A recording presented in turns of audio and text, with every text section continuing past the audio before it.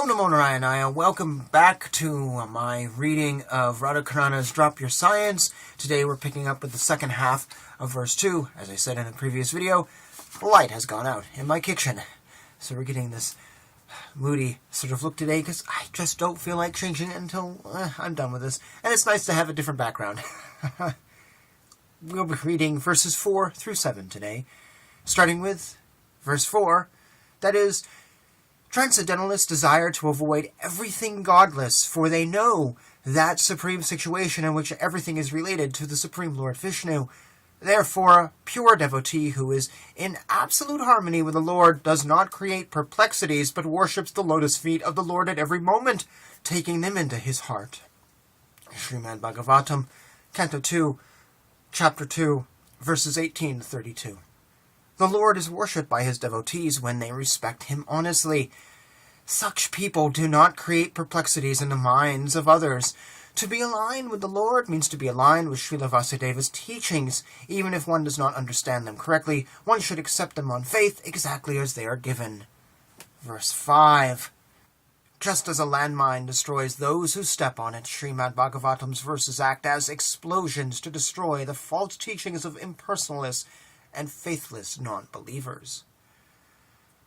Some may recoil at the first sign of harsh words, but when the truth is presented as a prominent doctrine, those who desire to defend their antithesis must stand their ground and present their Vedic evidence.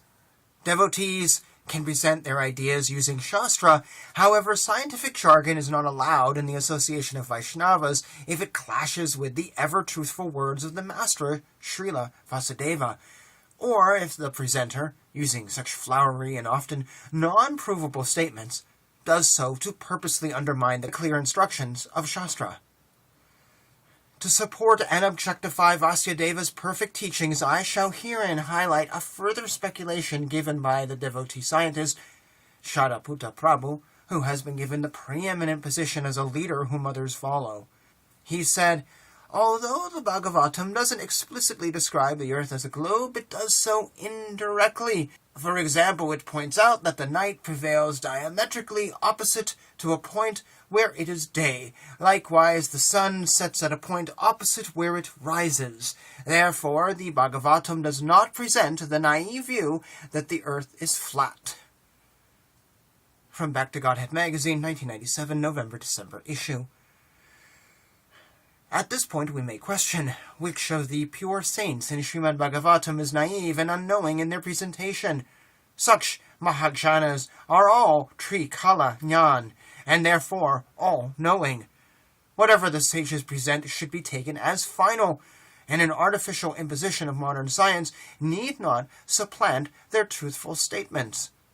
That midnight appears at a place diametrically opposite to a place where people experience midday perfectly displays a flat earth model with 8 cardinal directions, and this matter has been explained in depth by the authorized saint Srila Vishwanatha Chakravarti Thakura. Thus the straw man's argument of Sariputta has no basis and should be rejected by honest devotees. Please remember how to perceive logical delusions. Here is a recap of my previous words. A psyop may present the strawman's argument to misrepresent the truthful teachings, then superimpose a flawed argument to convince people. This is accompanied by a belittling statement aimed at overpowering the truth. For example, we know the flat earth to be an outdated theory because it is naive and thus the sages would not present such. The same impersonal science that proclaims statements against Bhagavatam openly declares the Bhagavatam's teachings are simply mythology. An artificial intelligence which is programmed by an elite group with a nefarious agenda would dictate future histories and program humanity from this point forward. Artificial intelligence negates all spiritual teachings as being inconsequential in explaining reality and indeed deems all scripture to be simply mythological fairy tales. Understanding this, devotees should be careful which truth they follow, as Earth's inhabitants are becoming polarized as impersonal demons, or devotees who strictly follow the teachings of the saints. Ask yourself, without following the authority of Scripture, what is the only choice of authority which you are left with? Indeed, as in a psyop, you are either with us or against us. There is no other option given. Verse 6. Those who are spiritual masters are very kind to the needy. They are always kind to their followers, disciples, and sons, and without being asked by them. The spiritual master describes all that is knowledge. From Srimad Bhagavatam, Canto 3, Chapter 7, Verse 36. Srila Vasudeva is so kind that even without being asked, he has presented every truth needed to circumnavigate the tricks of the demons. As I have presented several of Sariputa's speculations that appear to cover the teachings of Srila Vasudeva, I shall herein highlight the issue at hand. The insurmountable mistake made was to overlook Vasudeva's clear instructions while presenting an alternative view that attempts to cover the real meaning. A similar mistake was made by the great impersonal logician Sarvabhauma Bhattacharya before Lord Chaitanya corrected his philosophical deviations and turned him into a first-class devotee. Srimad Bhagavatam gives the following warning to all religionists in this age.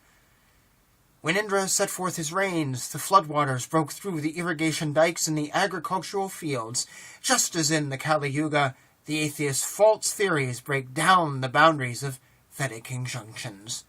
From Srimad Bhagavatam, Canto 10, Chapter 20, Verse 23. What are the false theories of the atheists in this age made for? At the root, these aim to decry the Lord's supremacy, separating Earth's inhabitants from their duty to the angels and demigods. Corporations like NASA hide the truth by propounding a spinning globe Earth surrounded by space and planets comprised of gas and insignificant rubble, as explained earlier by Srila Prabhupada. Sariputa's four interpretations all support NASA's globe-Earth paradigm and give indirect interpretations of Scripture. By using terms like a naive flat Earth, he mocks the sages' clear teachings, and this is not commendable. It is not that Sariputa's speculations are false, rather they cleverly attempt to superimpose another meaning on top of the sage's real meaning. That is what a psychological operation does. Let us hear how Lord Chaitanya detected the false arguments of the Mayavadi Shankaracharya, who ignored the real meaning of Shastra and instead gave an indirect meaning to misdirect his followers from the truth.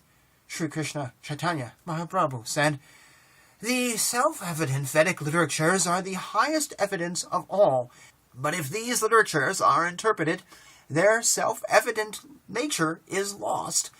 To prove their philosophy, the members of the Mayavadi school have given up the real, easily understood meaning of the Vedic literature and introduced indirect meanings based on their imaginative powers." From Adi Leela 7. Mayavadi philosophy, which is intrinsically linked to the globe-earth paradigm, advocates the theory of impersonalism and voidism, which is what Srila Prabhupada and his followers claim to be trying to defeat. Shankaracharya misled the world by stressing the aphorism Tattvam Asi, which is only a partial explanation of the Vedic knowledge, over and above the Pranava Omkara, which is the real reservoir of all Vedic knowledge. This slight alteration of the truth raised a great opposition to theism throughout the entire world. We should not let this happen again simply because we believe science and its proponents, over and above Vasudeva's perfect and clear instructions. As followers of Vasudeva, why can we not start from the position of taking his instructions as they are? From that, add the four assumptions of Sariputa, but without altering the real meaning of the sage's teachings. Let us therefore state it exactly as Srimad Bhagavatam does. Quote, Bhumandala and our earth are real places on the ground, while the planets and stars rotate above the earth. End quote. After this, we can state that the various islands of Bhumandala have representations in the celestial sphere above. Once we begin with this premise, everything is clearly discernible for what is in truth. However, if we do this, the lies of NASA will be ousted, and the tricks of the demons will be shown for the true irreligious nature. Verse 7.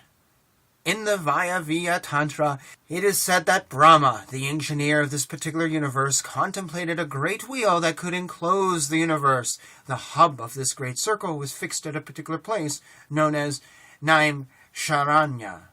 Srimad Bhagavatam, Canto 1, Chapter 1, Verse 4, Purport.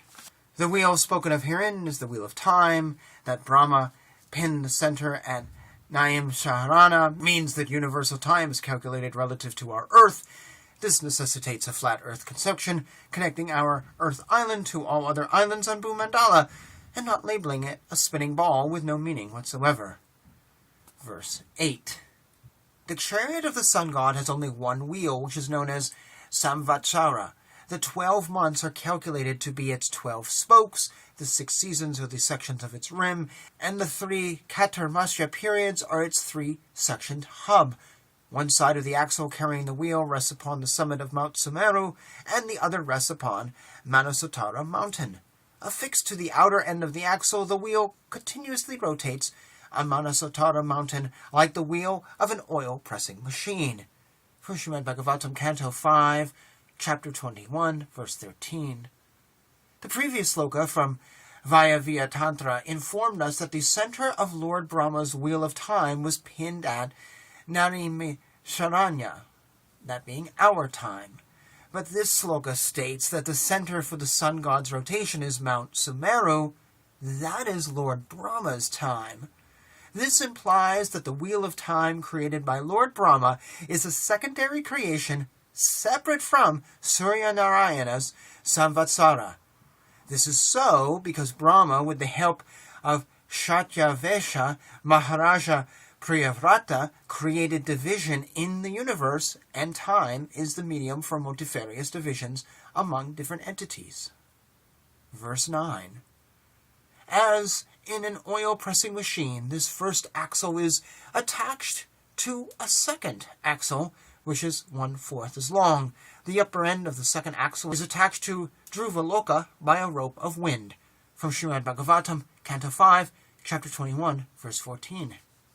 We may now understand time and the sun's empowering electromagnetic rays permeating throughout the universe. According to Srimad Bhagavatam, each being has a lifespan of 100 localized years.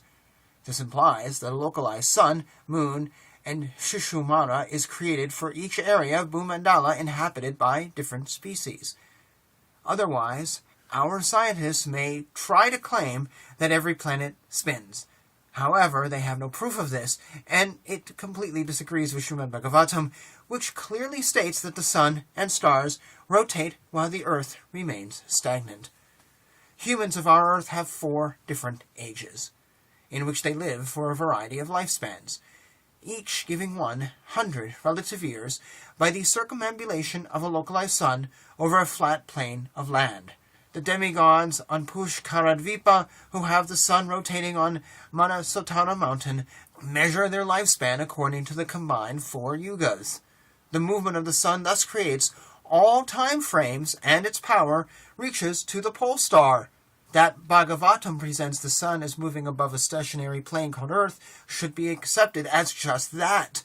We need not bring into it any formula about a spinning earth ball, because if we do, the sage's perfect teachings that give the lifespan of everyone in the universe will be negated. And who but a demon desires to destroy religion? Om Tat Sat. And thus is the end of chapter 2. And I was wrong. I said there was 7 verses. There was actually 9 to this overall. So I'm going to pause here because I desperately need a drink and say thank you for joining me as we go through Drop Your Science by Radha Carana.